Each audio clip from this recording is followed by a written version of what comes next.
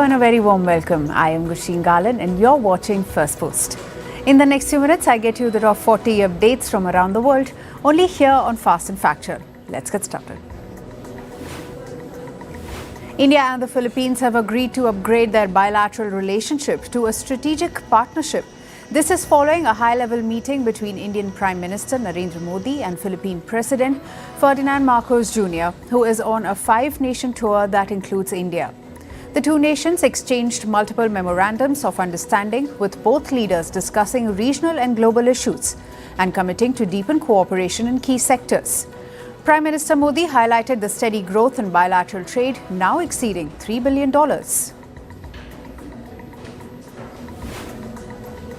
India and the Philippines have carried out the first joint naval exercises in the South China Sea. The two-day mission, which concluded on Monday, included sailing drills and naval coordination. Philippines Military Chief General Romero Brawner confirmed the exercises went smoothly, although Chinese Navy vessels shadowed the operations. India criticized US President Donald Trump's threat to impose substantially higher tariffs, calling the move unjustified and unreasonable. India states that it is being targeted by the United States over its purchase of Russian oil.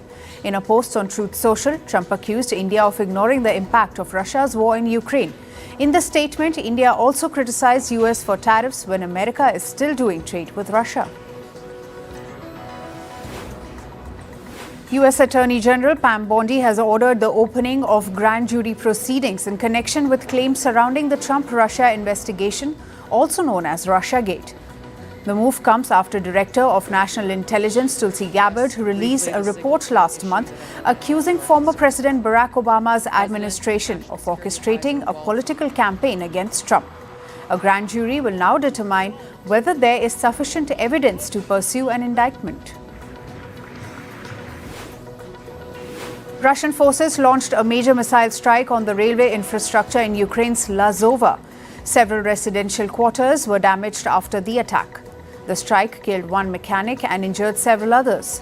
Ukrainian Railways reported train services will be rerouted. Meanwhile, Ukraine's air forces said it downed 29 Iranian-made Shahid drones overnight in the country's north and east. Yemen's Houthi rebels claimed responsibility for launching a hypersonic ballistic missile towards Israel Ben Gurion airport on Tuesday. The missile, dubbed Palestine 2, was reportedly fired in support of Palestinians in Gaza. Israel's military confirmed it intercepted the missile mid-air. Since the Gaza war began in October 2023, the Iran-backed Houthis have repeatedly launched missiles and drones at Israel, prompting Israeli retaliatory strikes on rebel positions in Yemen. Israel will begin to partially reopen private sector trade with Gaza, aiming to reduce the territory's dependence on humanitarian aid. A small group of local merchants has been approved to take part under strict conditions and security checks. The move marks a cautious shift in policy amid ongoing conflict and humanitarian challenges in the region. In a massive $6.5 billion deal, Japan will deliver 11 high-tech Navy frigates to Australia.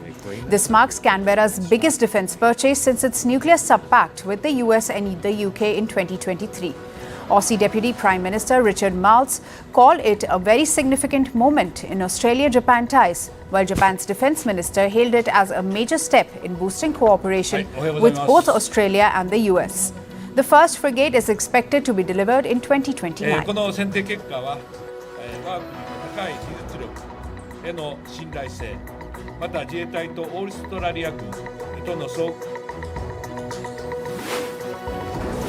Brazil's Supreme Court has ordered to put former President Jair Bolsonaro under house arrest after he allegedly violated restraining orders tied to an investigation into a failed coup plot, which he strongly denies. The judge handling this case said Bolsonaro didn't play by the rules, prompting the stricter move. His legal team says they are appealing, while the US State Department chimed in, vowing to hold anyone aiding and abetting such conduct accountable. The Deputy Secretary of the Chinese Communist Party Committee in Tibet announced that the central government in Beijing will oversee the selection of the next Dalai Lama. The official rejected the authority of the current Dalai Lama or his appointed institutions. The Dalai Lama, who recently turned 90, had stated that his reincarnation would be identified by a non-profit organization he established. However, Chinese officials insist the process will follow historical customs and will be approved solely by the state.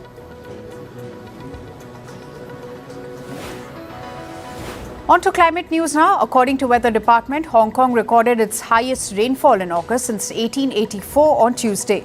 The black rainstorm warning highest air alert was issued for the fourth time in 8 days. Meanwhile, at least 18 flooded areas were reported by morning. Schools were shut, hospitals slowed and transport services were disrupted amid heavy rain.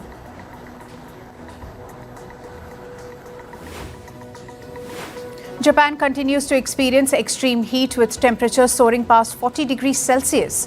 This follows a record-breaking Monday with at least 17 heat records were shattered across the country. Several cities saw temperatures climb over 40 degrees Celsius. Japan has just recorded its hottest June and July since records began in 1898. The weather agency has issued warnings of severe heat in the coming days. In the UK, Scotland woke up to mild showers after Storm Flores swept across the region on Monday. The storm left at least 43,000 without power across the region. Flores spot gusts of up to 82 miles per hour, with Scotland bearing the brunt of the impact. Northern Ireland and Wales also reported significant damage. Flights were cancelled, roads were blocked by fallen trees, and rail services issued travel warnings. Officials describe Flores as the most damaging summer storm in recent memory. In the United States, California continues to battle wildfires. Over 1,000 firefighters were deployed to combat the Gifford fire in Southern California on Monday. The wildfire has spread to more than 49,000 acres near Santa Maria, driven by dry conditions and strong winds. Fire crews worked both on the ground and from the air to contain the fast-moving blaze. According to officials, the fire threatens over 360 homes and evacuations are underway. The National Weather Service has warned of elevated fire danger across California in the coming week due to gusty winds. At least 100 people joined Greenpeace in urging support for a strong UN treaty to cut plastic production. The protest took place in Geneva on August 4, ahead of global negotiations scheduled for today. According to a UN report, plastic pollution could triple by 2040. Scientists warn that chemicals found in plastic pose serious health risks. Meanwhile, negotiators fear the final agreement may lack the strength needed to drive change. On to business and tech news now. Shares in Asia rose for a second straight day as investors increased bets on a US Federal Reserve rate cut. Oil prices remained under pressure after President Trump threatened fresh tariffs on India over its purchase of Russian crude. Japan's Nikkei climbed earlier today after Monday's sharp drop, with data showing the strongest service sector growth since February. Meanwhile, Bitcoin held steady after a two-day rally, while gold inched higher amid Fed policy uncertainty. Tesla gave CEO Elon Musk a new stock package worth $29 billion to keep him in charge of the EV-making company, as it shifted focus from cars to robotaxis and artificial intelligence. The award came after a court cancelled Musk's earlier $50 billion pay deal from 2018. Global mergers and acquisitions have reportedly reached $2.6 trillion in the first 7 months, marking the strongest start to a year since the 2021 peak. Mega deals in the US, including Union Pacific's $85 billion bid for Norfolk Southern and OpenAI's $40 billion funding round, drove the surge. Bankers said AI regulatory clarity and growth ambitions were pushing companies to strike larger deals. Connecticut-based fiber optic cable maker Amphenol announced a $10.5 billion deal to buy CommScope's connectivity and cable unit in all-cash transaction. The move marked Amphenol's biggest ever acquisition and positioned it as a major player in US wireless infrastructure amid rising demand for artificial intelligence applications. Oil giant BP announced it had made its largest global oil and gas discovery in 25 years in Brazil's Santos Basin. The company said it planned to build a new production hub at the site as it shifted focus from renewable energy back to fossil fuels. The discovery came as BP looked to regain investor confidence and revive its underperforming shares.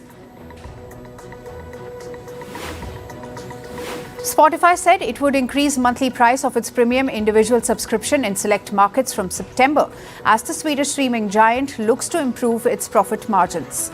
The monthly fee will rise to $13.86, up from $11.86 in markets including South Asia, Europe and Latin America. India's Bharti Airtel announced new cloud and AI software solutions through its digital arm X-Telefy, targeting businesses and telecom operators. The platform included AI-powered tools for customer service and network efficiency and was launched in partnership with Singletel, Globe Telecom and Airtel Africa. Google signed agreements with 2 U.S. electric utilities to reduce power usage at its AI data centers during high demand periods. The deals with Indiana, Michigan Powered and Tennessee Power Authority were designed to prevent strain on the grid as energy-intensive AI use outpaces power supplies. Broadcom launched its newest Jericho networking chip designed to link data centers spread over 60 miles apart. The chip promised faster data flow and stronger security as demand for AI computing continued to surge globally. The chip used high bandwidth memory to reduce network congestion and speed up AI tasks. Amazon announced a major shakeup of its Wondery podcast studio, moving audio shows like Business Wars to its Audible platform and laying off about 110 employees in the process. The company said many staff would be redeployed internally as it refocused on creator-led and video-integrated podcasts. Wondery CEO Jen Sargent will also be exiting the unit following a transition period. Moving to sports, today we begin with cricket. Paceman Mohammad Siraj was the hero of India beat England by just 6 runs in a thrilling 5th test at the Oval. With this, the 5-match series was level 2-all. England arrived on the final day needing just 35 runs to win with 4 wickets in hand. But the hosts were blown away by Mohammad Siraj, who took 3 wickets for 9 runs to complete his 5-wicket haul of the innings. Siraj took home the Player of the Match award, while England's Harry Brook was named Player of the Series. In tennis, men's world number 3 Alexander Zverev reached the semi-final of Toronto Masters. The German beat the defending champion Alexei Popyrin 6-7, 6-4, 6-3 in the quarterfinals. The final game, with Zverev serving at 5-3, was interrupted by shouts from an unruly fan who was eventually tossed out by the security.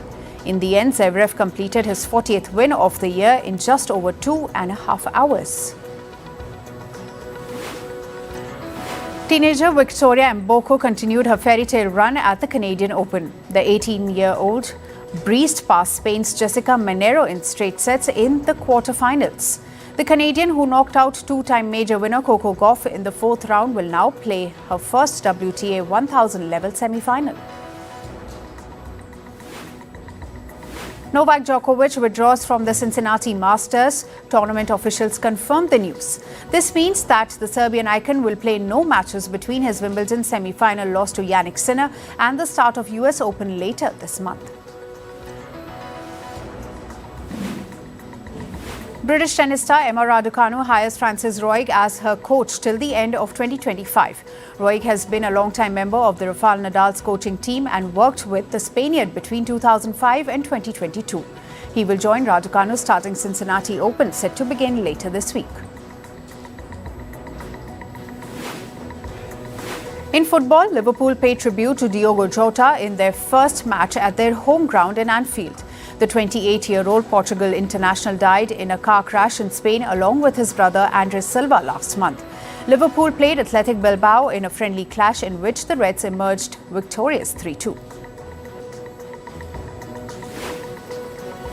The Indian Super League side Bengaluru announced an indefinite suspension of the salaries of its players and staff. This includes the iconic striker and former national team captain Sunil Chhetri as well. The decision comes amid rising uncertainty over the future of Indian Super League, which remains suspended in the interim due to a standoff between different stakeholders of football governance in India.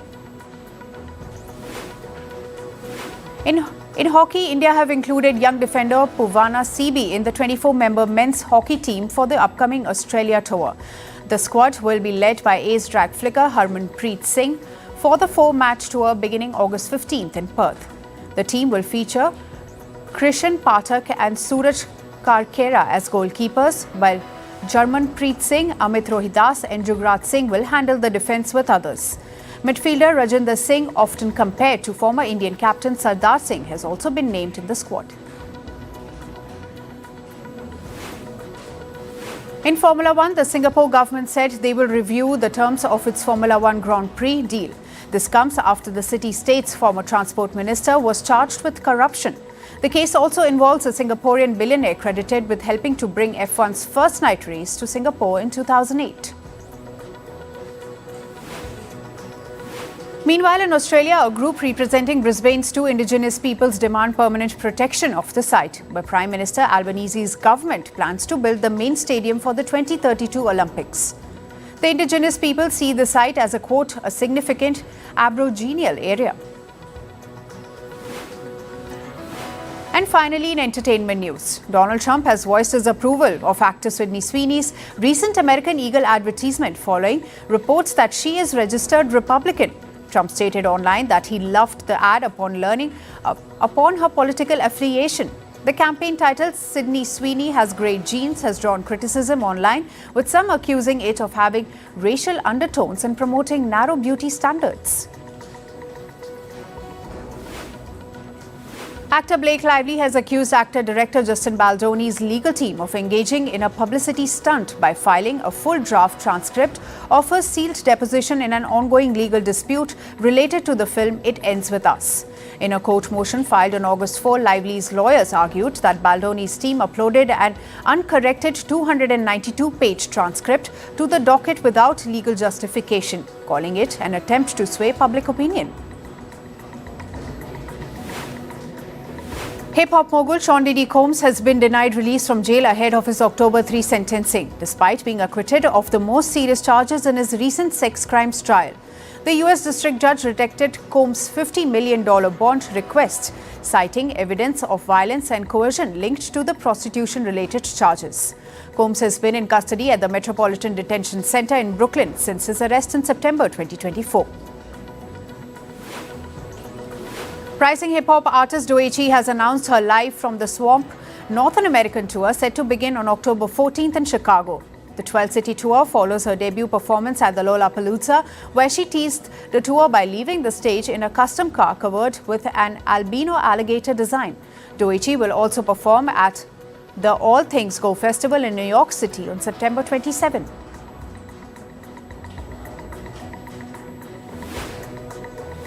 And music producer Calvin Harris and broadcaster Vic Hope have announced their birth of the first child.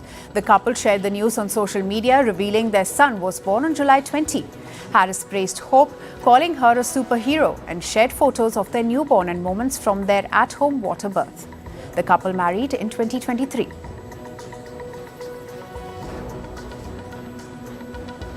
That's all for today. Thank you for joining us. I am Gursheen Galan, and we'll see you right back here tomorrow.